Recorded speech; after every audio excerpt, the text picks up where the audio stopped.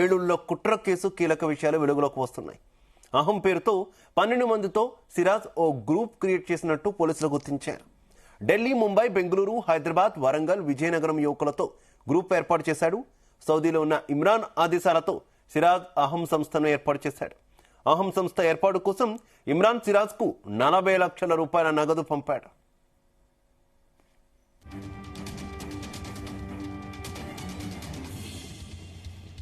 ఇక Siraj, Sameer phone chattings retrieve చేశారు పోలీసులు. ఇన్స్టాగ్రామ్ లో కోడ్ భాషలో సిరాజ్, సమీర్ చాటింగ్ జరిపారు. అమెజాన్ నుంచి పేలుడు పదార్థాలు కొనుగోలు చేయాలని చాటింగ్ లో పేర్కొన్నారు. విజయనగరంలో కెమికల్ ల్యాబ్ ఏర్పాటు చేయాలని సిరాజ్ నిర్ణయించినట్టు రిమాండ్ రిపోర్టులో వెల్లడించారు. కెమికల్ ల్యాబ్ కు అందరినీ తీసుకొచ్చి ప్రయోగాలు చేసేలా సిరాజ్ ప్లాన్ చేశాడు. ఈ మేరకు రిమాండ్ రిపోర్టులో పోలీసులు కీలక అంశాలను ప్రస్తావించారు. ఆర్ఎస్ఎస్ నేతలను టార్గెట్ చేద్దామని యువకులకు సిరాజ్ సందేశమిచ్చాడు. అది సక్సెస్ అయిన తర్వాత మరిన్ని దాడులు నిర్వహిద్దామని సిరాజ్ ప్లాన్ చేశాడు. ఇక ప్లాన్ రెడీ అయింది, అమలు చేయడానికి సిద్ధంగా ఉన్నామంటూ చాటింగ్ చేశాడు. ఆర్డర్ చేసిన పేలుడు పదార్థాలను వీడియో చాటింగ్ లో చూపెట్టుకున్నాడు.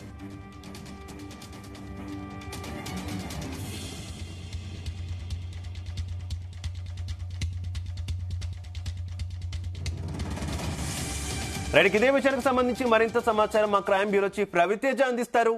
రవితేజ, దేశవ్యాప్తంగా ముఖ్యంగా తెలుగు రాష్ట్రాల్లో బాంబ్ బ్లాస్ట్ కి పథకం రచించినటువంటి ప్రధాన నిందితులు, కీలకమైనటువంటి నిందితులు సిరాజ్, సమీర్లను 5 రోజుల పాటు కోర్టు కస్టడీకి అనుమతించినట్టుగా తెలుస్తోంది. వీళ్ళు ముందుగా విజయనగరానికి చెందినటువంటి సిరాజ్, హైదరాబాద్ కి చెందినటువంటి సలీం ఇద్దరిని కూడా అదుపులోకి తీసుకొని ఇంటిపై సోదాలు నిర్వహించినప్పుడు భారీగా ప్రమాదకరమైనటువంటి ఈ పేలుడు పదార్థాల పౌడర్ ఇంట్లో లభ్యం అవ్వడంతో కౌంటర్ ఇంటెలిజెన్స్ అధికారులే షాక్ అయ్యి ఇంత ప్రమాదకరమైనటువంటి ఈ ఎక్స్ప్లోజివ్ మెటీరియల్ అంతా కూడా ఏ రకంగా వీళ్ళు హైదరాబాద్ తీసుకొచ్చారు, సౌదీ కేంద్రంగా ఆపరేట్ అవుతున్నటువంటి ఈ ఆపరేషన్ ని, ఈ మెటీరియల్ అంతా కూడా ఎలా భారతదేశం నుంచి తిరిగి హైదరాబాద్ నుంచి విజయనగరం చేరుకుంది అనే దానిపై కూడా పూర్తి స్థాయిలో వారి దగ్గర నుంచి కూపీలు అయినట్టుగా సమాచారం అందుతుంది. మొత్తం అహం పేరుతో 12 మందితో ఒక గ్రూప్ సిరాజ్ ఏర్పాటు చేశాడని ఢిల్లీ, ముంబై, బెంగళూరు, హైదరాబాద్, వరంగల్, విజయనగరంలో ఉన్నటువంటి యువకులతో ఈ గ్రూప్ ఏర్పాటు చేసి సౌదీలో ఉన్నటువంటి ఇమ్రాన్ ఆదేశాలతో ఈ అహం సంస్థను ఏర్పాటు చేసి అహం సంస్థ కోసం 40 లక్షల నగదును సిరాజ్ కు సౌదీ నుంచి ఇమ్రాన్ పంపినట్టుగా కూడా ఆ ఎవిడెన్స్ అంతా కూడా కౌంటర్ ఇంటెలిజెన్స్ పోలీసులు సేకరించినట్టుగా తెలుస్తోంది. సిరాజ్, సమీర్ ఇద్దరు కీలకమైనటువంటి నిందితులు. వీరి వెనక అనేక ఉగ్రవాద సంస్థలు ఇతన్ని వాడుకొని పెద్ద మొత్తంలో భారీ కుట్ర పన్నేటువంటి ప్రయత్నాలు చేశారు. వీరు 5 రోజుల పాటు కస్టడీకి కావాలంటూ కూడా కౌంటర్ ఇంటెలిజెన్స్ అధికారులు పిటిషన్ దాఖలు చేయడంతో కోర్టు దానికి అనుమతించింది. రేపటి నుంచి మొదలుకొని 5 రోజుల పాటు వీళ్ళిద్దరిని విడివిడిగా విచారించి సిరాజ్, సమీర్ రిమాండ్ రిపోర్ట్ లో ఇప్పటి వరకు పొందుపరిచినటువంటి అంశాలన్నిటిపై కూడా మళ్ళీ తిరిగి వాళ్ళని క్వశ్చన్ చేసేటువంటి అవకాశం ఉంది. ఇన్స్టాగ్రామ్ లో మొత్తం కోడ్ భాషలో సిరాజ్, సమీర్ మాట్లాడుకున్నట్టుగా కూడా కొన్ని మెసేజ్లన్నీ కూడా రీట్రైవ్ చేస్తే దాంట్లో అర్థం కానటువంటి లాంగ్వేజ్ ని ఉపయోగించుకొని ఇద్దరి మధ్యలో కమ్యూనికేషన్ జరిగింది అనే దాంట్లో కూడా పోలీసులు గుర్తించారు.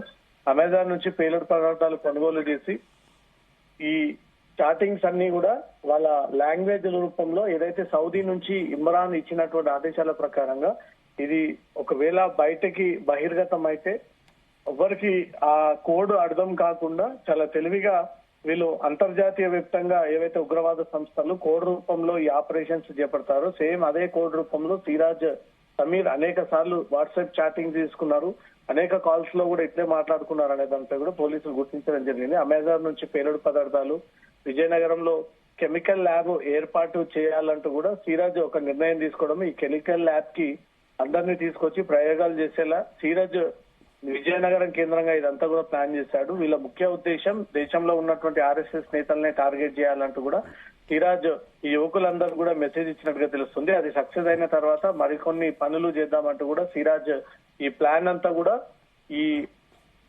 వివిధ రాష్ట్రాల నుంచి వచ్చినటువంటి యువకులందరూ కూడా ప్లాన్ రెడీ అయ్యింది, అమలు చేయడానికి సిద్ధంగా ఉన్నామంటూ కూడా ఈ మెసేజ్ ఇమ్రాన్ కి తెలియజేసినట్టుగా తెలుస్తుంది. ఆర్డర్ అహం పేరుతో సిరాజ్ ఏర్పాటు చేసినటువంటి గ్రూప్ లో టోటల్ 12 మంది ఉన్నట్టు పోలీసులు గుర్తించారు కదా. అసలు 12 మంది ఎవరు, ఎక్కడెక్కడ ఉన్నారు అనేది ఏమైనా పోలీసులు తెలుసుకున్నారా? వారిలో ఎవరైనా అదుపులోకి తీసుకున్న సిచ్యువేషన్ ఏమైనా ఉందా?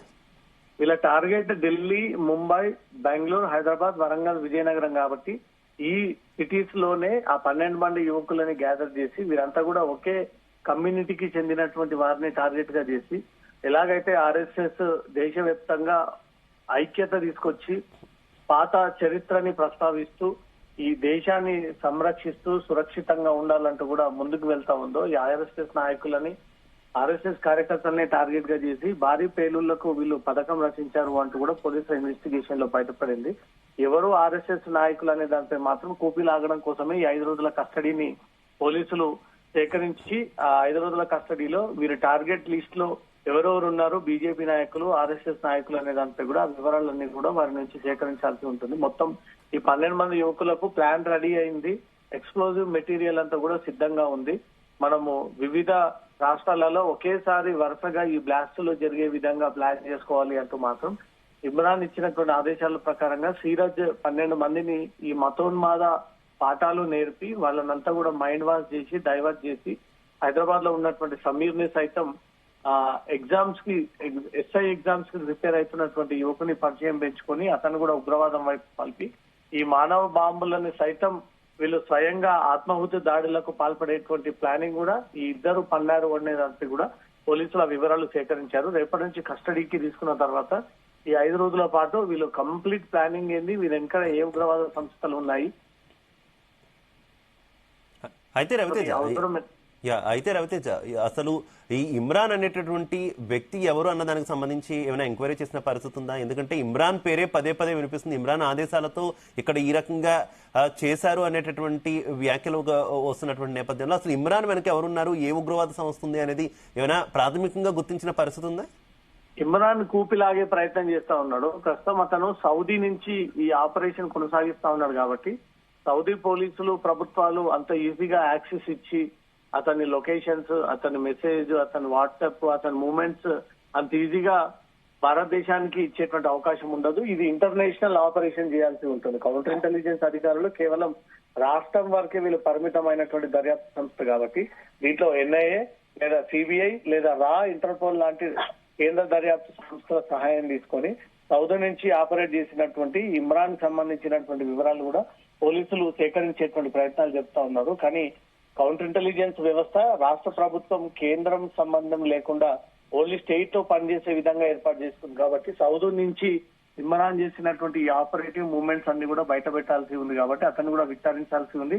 అతను ఏ ఉగ్రవాద సంస్థకు చెందినటువంటి వాళ్ళు, వీరు ఈ పేలుళ్లకు కుట్రబడడానికి ఏ ఉగ్రవాద సంస్థ డబ్బులు పంపింది అనే దానిపై కూడా పూర్తి స్థాయిలో ఆ కూపీ చైన్ సిస్టమ్ అంతా మాత్రం బయటికి లాగే ప్రయత్నం చేస్తా ఉన్నారు. Shiva, right, okay, thank you.